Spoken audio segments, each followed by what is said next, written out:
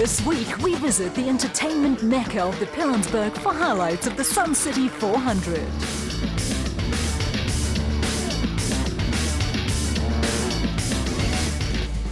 The world-renowned Sun City Resort is a stunning complex in the heart of the African bushveld.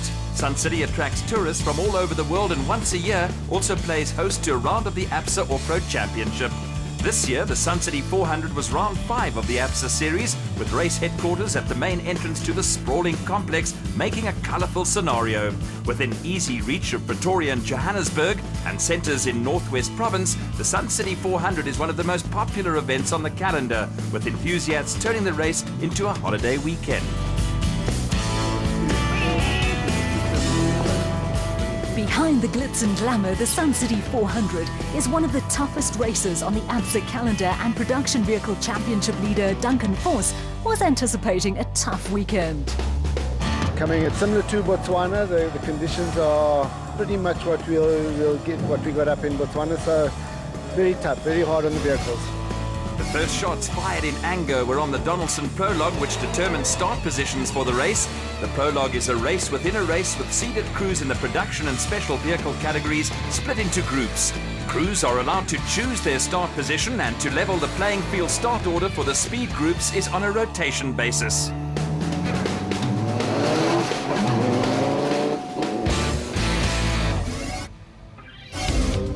The Donaldson Prologue was run over a route of 55 kilometers and ran alongside the R565 main road before doubling back to the finish on the R556, which leads to the Sun City complex. After a podium finish on the Toyota 1000 Desert Race in Botswana, the young Pretoria-based crew of Christian Deploy and Henk Janse van Vieren were on a roll in the RFS BMW X3. Being first on the road on the Prologue has its advantages as well as disadvantages, but a clean run saw Deploy and Janse van Vieren setting a blistering pace. There was something of a surprise when Willem Vos and Werner Weiss took second place in the Forces BMW X3. Vos and Weiss hail from Rustenburg and took full advantage of local knowledge to finish only 16 seconds behind Deploy and Janse van Vieren. A season-best result saw Dion Venter and Ian Palmer a further 3 seconds behind in the 4x4 Mega World Toyota HILUX, with Anthony Taylor and Chris Birkin the first of the big guns in the factory team Castrol Toyota HILUX.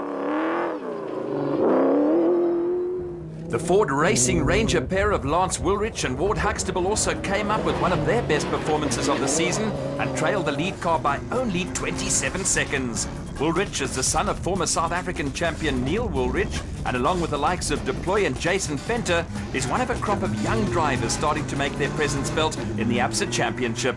Hugo de Bruin has a little more experience, and he and Henry Hugo continue to run a good form with 6th place in the McLaren XL Toyota. That left them just over a minute behind the leaders, with a comfortable cushion over championship leaders Vos and Howie, who didn't have a happy afternoon in the second team Castrol Toyota HILUX. Vos and Howie were 12 seconds clear of South African champions Jannie Visser and Joks Leroux, with Archie Rutherford and former Proteas fast bowler Vinniger Fani de Villiers making a guest appearance in the ABSA Off-Road Championship.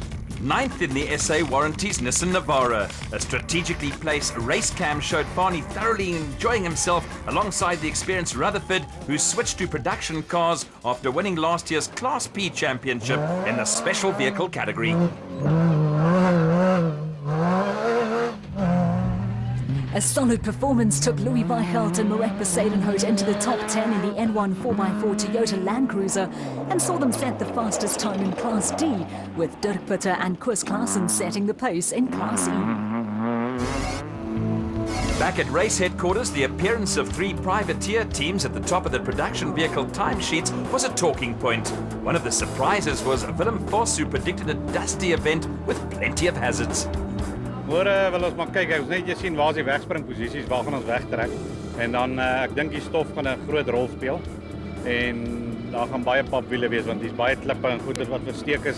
Jy weet om die draaie en goeder. So hou sommer baie versigtig ry tot die stof, tot jy bietjie die karre eens uitmekaar uit is. Ford Racing's Woolridge was a happy young man, but the Prologue produced one little scare for him and Ward Huxtable. Getting used to the terrain was very, very slippery because it was so dry. We really battled at the start. but we got into a nice groove and we were able to keep it there. The car was performing really, really well. It was handling so nicely. We had one scary moment where we went on 2 wheels, but overall it was a really nice route, and the Ward and I gelled well. He was on the notes the whole time, so it went really well. A few surprises in the production vehicle prologue, but only 27 seconds separated the first 5 cars.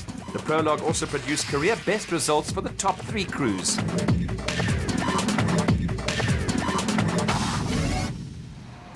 Going into the Sun City 400, there was a tight situation at the top of the special vehicle category, with the Donaldson prologue likely to play a major role in proceedings. The time trial is going to be really important because your starting position tomorrow is going to be important. It's very, very dusty, super dusty, same route we used last year, and last year already it was dramatic, and they've had a very long dry winter, so yeah, the position that you start in tomorrow is going to be pretty much close to where you're going to finish. A little parental advice perhaps for a star of the future, but at the draw for start positions on the Donaldson Prologue Special Vehicle Championship, leaders Evan Hutchinson and Donnie Stassen in the motorized Bat Venom chose to be first on the road, ahead of reigning South African champions Herman and Richard Solwald in the elegant Fuel Bat. A run of form continued for Hutchinson and Stassen, who won the Toyota 1000 Desert Race in Botswana. The Botswana outing formed part of the Dakar Challenge, with Hutchinson and Stassen also winning a free entry into next year's Dakar Rally in South America.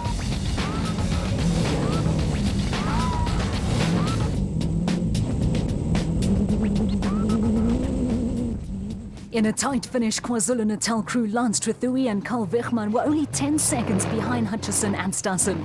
It was an impressive performance from a crew coming off a win in the KZN Regional Championship, with the pair 25 seconds ahead of Nick and Ryan Harper in the Motorride Revo 4x4.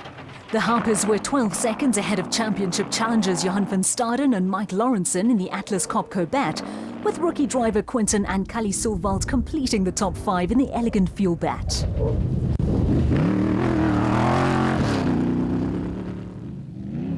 A solid drive took another father and son crew in Nardus and Louis Alberts in 6th place, with the Rapsa Bat followed by the husband and wife pairing of Marius and Yolinda Fourie in the PHB Porter. The Fouries had 14 seconds in hand over another KwaZulu-Natal team in Clint Gibson and Gary Campbell, with crews able to build up a head of steam on sections where the route opened out.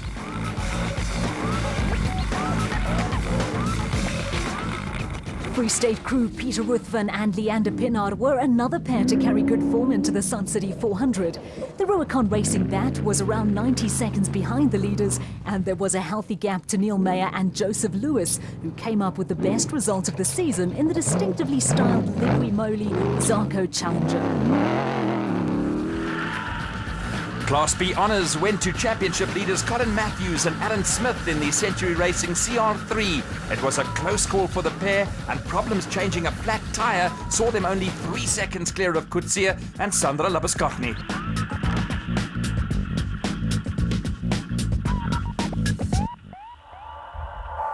The last time Lance Trethewey raced at Sun City was more than 10 years ago.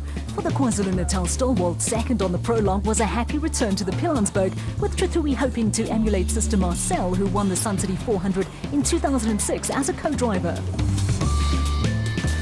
I raced there last in '96 on a bike in the National Off-Road Series, so it's been a while and I've enjoyed it. We had a good time trial, my navigator was brilliant. Carl, he was on the button, and it's both of us in the car. Without him, I can't go far. In another tight leaderboard, there was less than a minute between the top 6, with 3 father and son combinations and a husband and wife pairing in the top 10.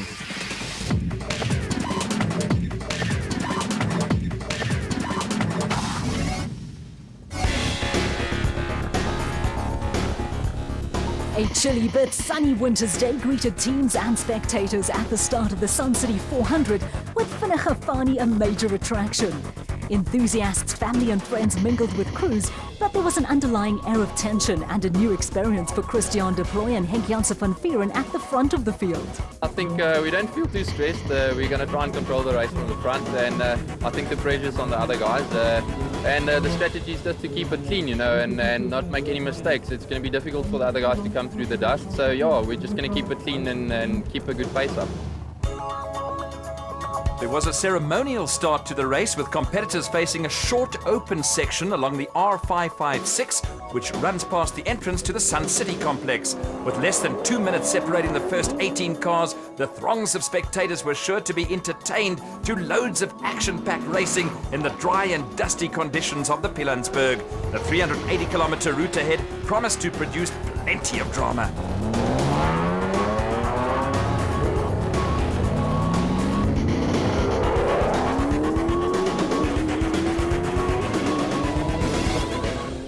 The Sun City 400 was run over 2 laps of a 160-kilometer course, traversing the land of the Bakubung tribe, which means place of the hippo. The first 80 kilometers followed the prologue route through Mahopi's kraal towards Witrangi.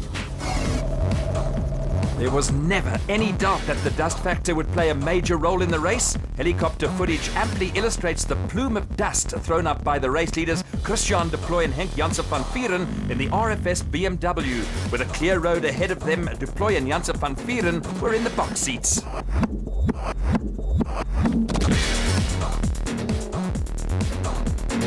With the dust factor, the early stages of the race were never going to be easy for Willem Vos and Van der Weiss in the Fossies BMW.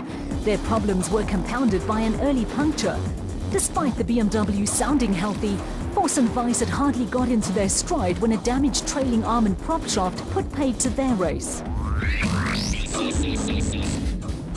There was early drama at the front of the special vehicle field. Donaldson prologue winners Evan Hutchinson and Donnie Stassen got lost 10 kilometers into the race and handed over the lead to Lance Trethewey and Carl Wichmann in the LT Earth Movers bat. Behind Trethewey and Wichmann, there'd also been a change in running order in the production vehicle category, with Anthony Taylor and Chris Birkin moving ahead of Dion Fenter and Ian Palmer, who were in early retirement in the 4x4 Mega World Toyota Hilux. Taylor and Birkin were next to pick up a puncture, and that moved Lance Woolridge and Ward Huxtable up a notch or two in the Ford Racing Ranger. With Hutchison and Stassen dropping down the field, Nick and Ryan Harper were second among the special vehicles in the Motor White Revo. The Harpers were around a minute behind Trethewey and Wichmann and were being chased by Quinton and Kali Silwald in the Elegant Field bat. The retirement of Fenter and Palmer and the Taylor Birkin puncture had also promoted Hicho de Bruin and Henry Hicho up the production vehicle running order in the Micron XL Toyota Hilux. When Taylor and Birkin got underway again, they were immediately passed by the PHB bat of Marius and Yolanda Fourie, with the Castrol Toyota crew stuck in the dust.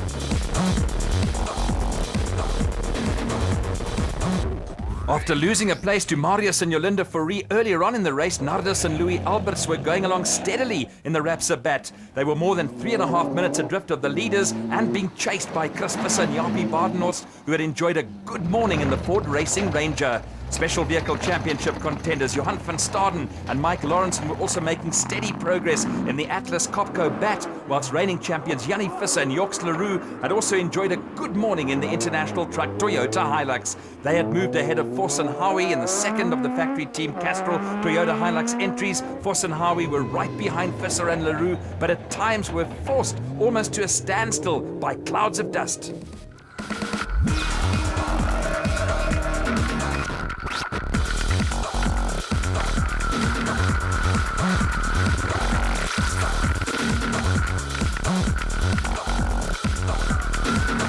Class D leaders Louis Weichelt and Marek Besadenhout were on the fringes of the top 10 in the N1 4x4 Toyota Land Cruiser. They were looking for their second win in a row and swept past Archie Rutherford and Fani de Villiers.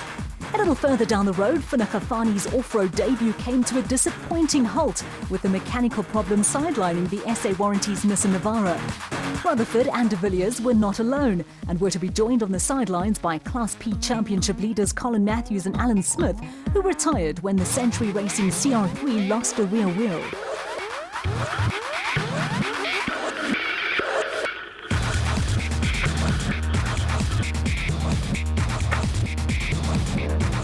Toyota Desert Race winners Richard Fuller and Dennis Murphy now at control of Class P in the Regent Racing bat, and a little further back in the field Dirk Pitter and Koos Claessens were handily placed at the head of Class E in the 4x4 Mega World Toyota Hilux.